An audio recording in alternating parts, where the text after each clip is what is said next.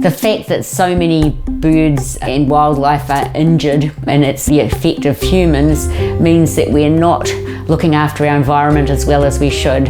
It's important to protect our wildlife because our biodiversity is threatened, and if we don't do something, we're just not going to have it around.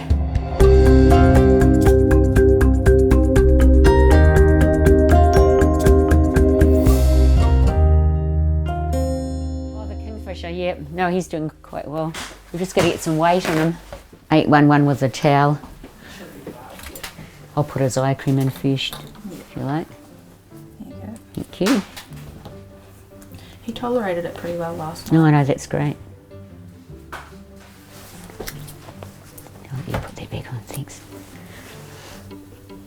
That's it all the way down. It's perfect. Well done. We'll take you out for your swim. Yeah. My name's Pauline Howard. I'm a veterinarian at the South Island Wildlife Hospital, and I work at a small animal veterinary clinic as well. We started the South Island Wildlife Hospital 7 years ago. The hospital's run by a group of volunteers. We've got everyone from radiographers to lots of vet nurses, some veterinarians, and just a great group of people who are interested in wildlife. We get the birds from all over the South Island. We get birds from the West Coast and Nelson.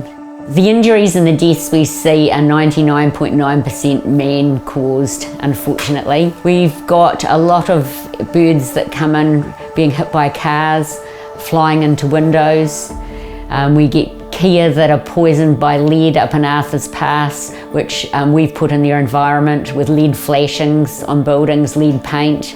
People feed the keas near the road, and then so sometimes they get hit by cars, and if they've got lead poisoning and their reflexes are a bit slow, then they get hit more easily. The reptiles, they often get caught by cats, run over by cars. We had a frog with a broken back that we x-rayed. So yes, unfortunately, we've had an enormous impact on our environment. When the animals come in, they're assessed with blood tests and x-rays, and basically they can't be released back into the environment until they are fit to be released, which means not only do we have to fix their initial injury, but we've also got to get them fit enough to go back to the wild. So it really depends on the species that you're dealing with.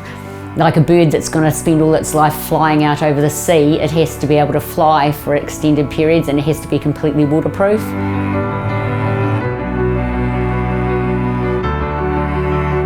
Birds that hunt have to be particularly fit, and we use Oxford Bird Rescue. We send our hawks out there and they let them fly around in this enormous enclosure, and they get fit again out there, and then Scott releases them when they're fit enough to hunt. The keas have to be flying and have enough body fat on to look after themselves. Tahura came in from Arthur's Pass, and the whole side of his face was a great big scare. We think he's probably been hit by a car and had his face rubbed along the ground, and we had to remove his eye. But he was an amazing story because he went back up. The artist got pictures of him back with his mate. He had 4 chicks, and this was one of his chicks, so he went straight back up and bred that season. There's really simple things that we can do. Not drive so fast when there are birds on the road. Not let our dogs go on the beach. That's an absolute major one.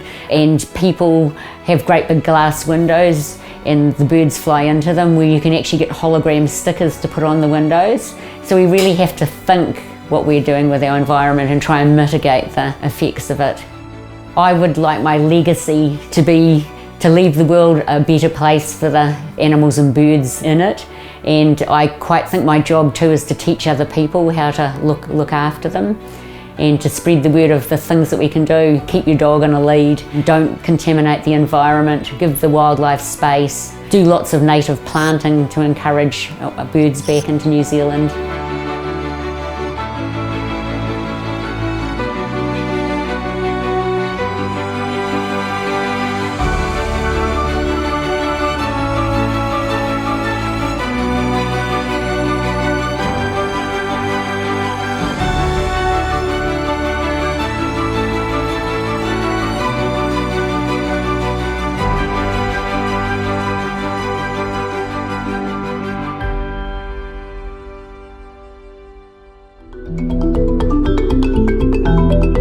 for way too long. The voice of people, the voice of all the animals and plants that rely on healthy waterways just has been ignored. So we stand for those people who have been ignored and those interests that have been ignored.